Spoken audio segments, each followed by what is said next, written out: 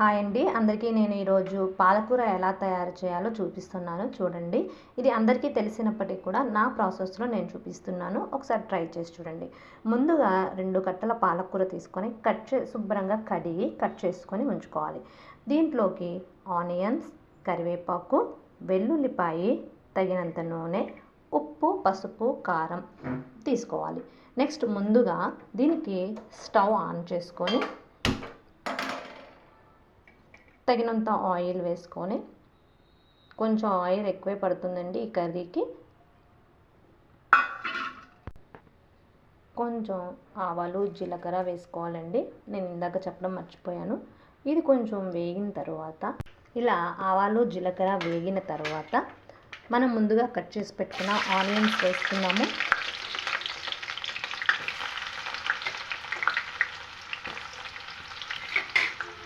అలాగే కరివేపాకు,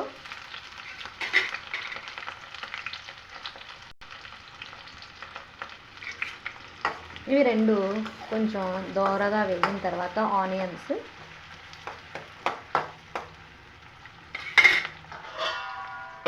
మూత పెట్టేసుకోండి. చూడండి, ఇలా ఆనియన్స్ కొంచెం ఎర్రగా వేగిన తర్వాత దీంట్లో నేను ముందుగా పాలకూర వేయట్లేదండి. మనం ఇందాక తీసుకున్నాం కదా ఏవైతే వెల్లుల్లిపాయలు, వాటిని దంచి ఇలా దీంట్లో వేసుకోవాలి. అప్పుడు ఈ ఫ్లేవర్ అనేది చాలా బాగుంటుందన్నమాట.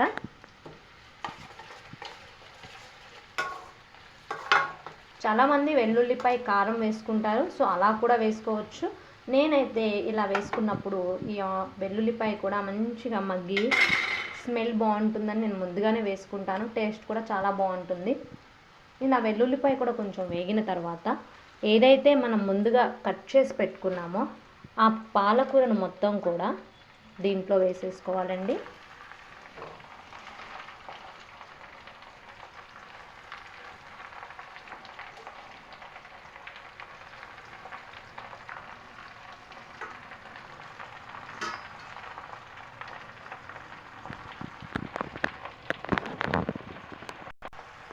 కొంచెం ఇలా కలుపుకొని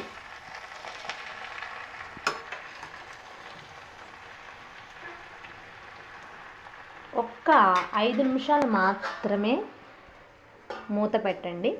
ఈలోపు ఇది కొంచెం దగ్గర పడుతుంది. ఇప్పుడు చూడండి ఫ్రెండ్, పాలకూర మొత్తం కూడా చాలా దగ్గరగా వచ్చేసింది కదా. చాలా వేస్తే ఎంతో కొంచెమే అవుతుందన్నమాట ఈ పాలకూర, కానీ చాలా టేస్ట్గా ఉంటుంది, హెల్త్కి కూడా చాలా మంచిదన్నమాట. ఇలా వచ్చిన తర్వాత దీంట్లో కొంచెం అంతా పసుపు,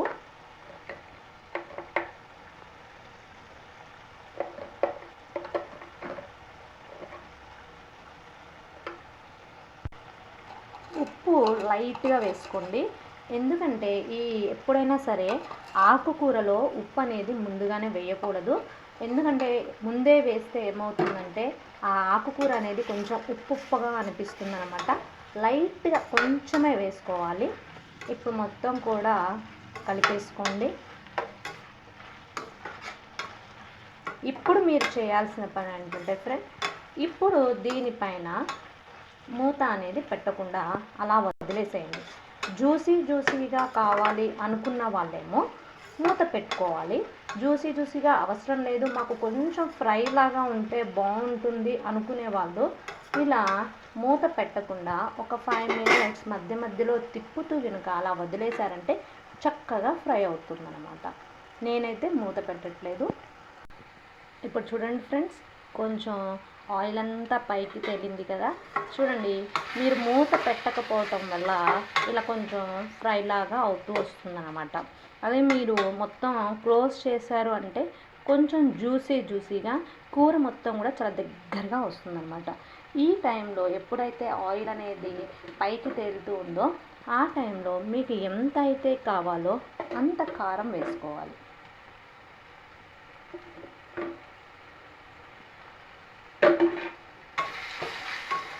ఇప్పుడు స్టవ్ కొంచెం తక్కువ చేసేసుకొని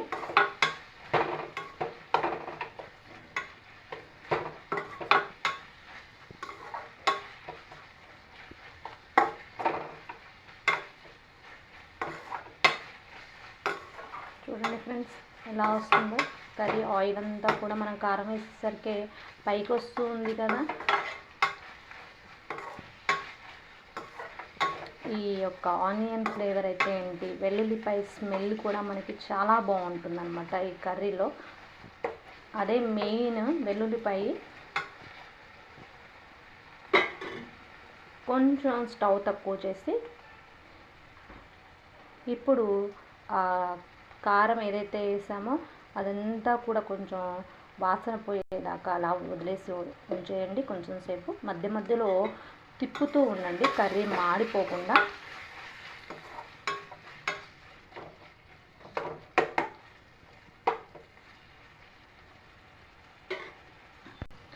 చూసారు కదా ఫ్రెండ్స్, ఎలా అయితే ఆయిల్ అంతా పైకి తేలిందో మనం చూసాం కదా. ఇప్పుడు దీంట్లోకి కొంచెం లాస్ట్లో తగినంత ఉప్పు వేసుకోవాలి. నేను లాస్ట్లో ఎందుకు వేస్తున్నానో చెప్తున్నాను కదా. ఉప్పుగా లేకుండా ఉండటం కోసం నేను లాస్ట్లో ఉప్పు వేస్తున్నాను. మీరు ముందుగానే ఉప్పు వేసేసారు అంటే అది మొత్తం కూడా ఇలా కొంచెం ఫ్రైగా కూడా అవ్వకుండా జ్యూసీగా అనేది మీ కర్రీ ఉంటుందంట. అలా ఇష్టపడే వాళ్ళు అలా చేసుకోవచ్చు, ఇలా ఇష్టపడే వాళ్ళు ఇలా చేసుకోవచ్చు. నేనైతే నాకు కొంచెం ఫ్రై లాగా ఉండాలి కాబట్టి ఇప్పుడు కొంచెం స్టవ్ని హై చేయండి. ఎందుకంటే మనం ఉప్పు వేయంగానే వాటర్ అనేది వస్తుంది కదా, ఆ వాటర్ అంతా పోవడం కోసం ఒక్క 2 minutes అలా హైలో పెట్టేసి తిప్పుతూ వదిలేయండి. ఈ కర్రీకి కొంచెం ఆయిల్ ఎక్కువే పడుతుంది ఫ్రెండ్స్, ఎందుకంటే చాలా టేస్ట్గా ఉంటుంది, చాలా హెల్త్ కూడా మంచిది.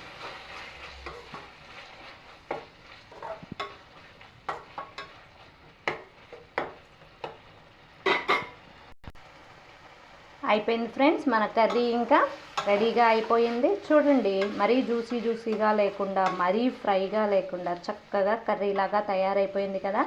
ఇప్పుడు ఈ కర్రీని కనుక వేడి అన్నంలోకి తింటే ఉంటుంది చూడండి, సూపర్గా ఉంటుంది. ఇప్పుడు స్టవ్ ఆఫ్ చేసేసుకోండి ఫ్రెండ్స్. మళ్ళీ ఒకసారి చివరగా కలుపుకొని వేడి అన్నంలోకి మీరు తిన్నారు అంటే చాలా టేస్టీగా ఉంటుంది, చాలా హెల్త్కి కూడా మంచిది. మీరు కూడా ఎలా ఉందో ఒకసారి ట్రై చేసి కామెంట్ చేసి చెప్పండి. Thank you. సబ్స్క్రైబ్ చేసుకోవడం మర్చిపోవద్దు. Thank you.